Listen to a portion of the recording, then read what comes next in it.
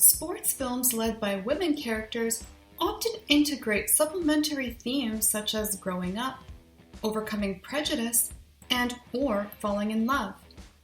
It's not every day, however, that we see one addressing the protagonist's struggle to not only make it as an athlete, but also to reconcile the cultural differences she stands between.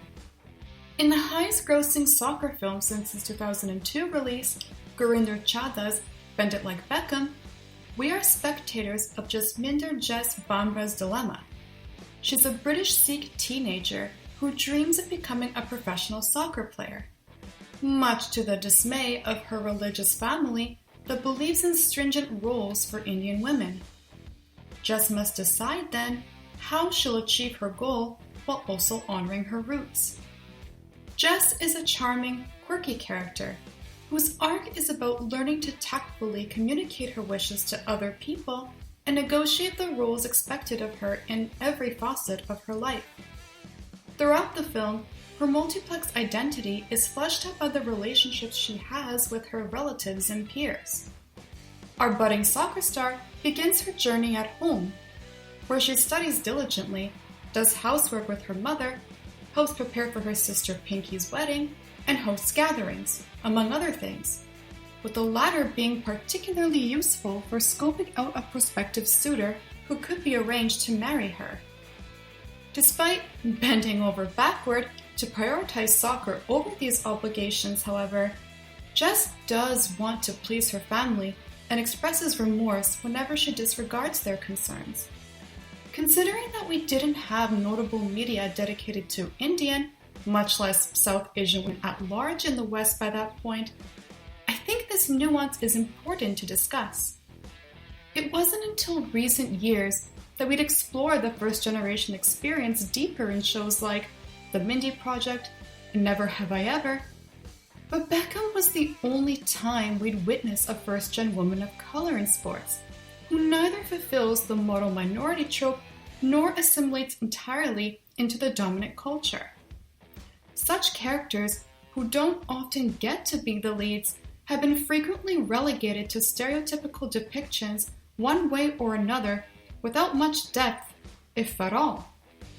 Seeing Jess work to overlap her communities so that everyone feels more involved in her life, just as she is in theirs, is far more relevant than any attempts to quote-unquote modernize the character, because her actions mirror the responsibility we might feel we have to improve in our own relationships. While we may not always gain personal satisfaction from doing things for others, they can absolutely help us sustain trust and kindness toward one another. Jess undoubtedly appears more human and present as a character in this regard. Jess's relatability to wider demographics could be twofold. She shows the importance of unlearning stubbornness so that we can be patient and grow with our loved ones, as opposed to antagonizing them or shutting down when conversations become uncomfortable. On the other hand, her development speaks to those, perhaps, who initially believe we have no choice other than to act out and sneak about like she does, since our needs are either being neglected or abnegated.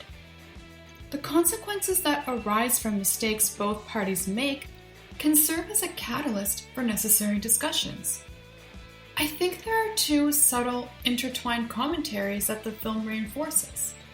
The first is that Jess is a reflection of her parents, particularly her mother, having to earn their stripes upon moving to London so that they can be taken seriously when calling the shots.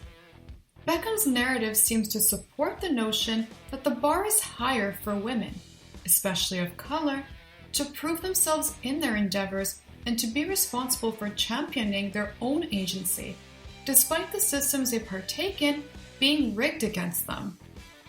This segues nicely into the second commentary, that we shouldn't only praise resilience, but also ensure that unconditional love supersedes discriminatory approaches to testing one's merit. The latter definitely applies to the other major domain of Jess's life. We meet her on the soccer field next, which is as socially concerned as it is action-packed. Whether it's keeping secrets with Pinky or getting dressed in a sari by her teammates for the wedding, placing Jess in situations where one environment affects the other lends much more credence to her struggles and bonds. What this also does, I'd argue, is nuance her values. Her personal life intermingles with an already diverse sports setting, where the women endure gender-related, racial, and financial tensions. Their team receives little support from spectators, and some of those who do come to watch come to make sexist remarks, as well as sponsors. Even referees enable derogatory behavior from rival players. The team also anticipates that their coach, Joe, will eventually leave them in favor of an opportunity to train a men's league instead.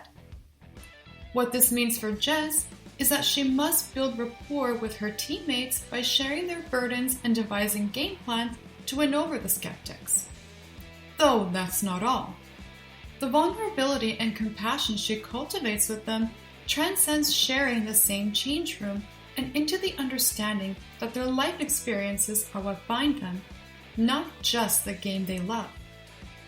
While it's never explicitly addressed in the film, I believe it invites the question of whether Jess actually appreciates her feminine side, but is pressured to conceal it. Self-expression can often be complicated for women because our choices are thought to carry implications for what roles we could play in society and how we'll be perceived by others. I do appreciate that, despite the occasional catcall Jess receives, her beauty is never objectified from a filmmaking standpoint. And even when she is in full dress, it's a celebration of her culture rather than exoticism.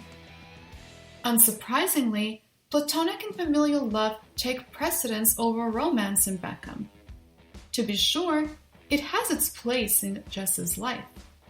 She just doesn't have to base her decisions around it. Her relationship with Joe is incidental, but still noteworthy because of how it compares with cultural expectations. While Jess keeps her parents in the loop and wants their approval, she chooses her partner based on parameters she finds suitable and sets the pace for their relationship with him. There are positive takeaways here for Beckham fans, especially younger ones. Being yourself doesn't mean you're confined to particular ways of thinking, acting, and living. You certainly aren't obligated to be entirely divorced from your heritage and conform to values someone else finds beneficial for self-enrichment. For me, progression comes from a creative attitude toward performing in your roles, whether it's deciding on principles that matter most to you or blending them together. They can be worth celebrating regardless of whether others subscribe to them. I oppose the idea of depicting individuals who, quote-unquote, don't fit the bill as deserving of isolation or punishment in media because it may encourage a similar mentality in the real world. In light of discourses surrounding surviving intimate partner violence, it's nonetheless crucial we don't tolerate extreme views that delegitimize women's well-being. I'm glad we have stories like Beckham that accomplish the exact opposite.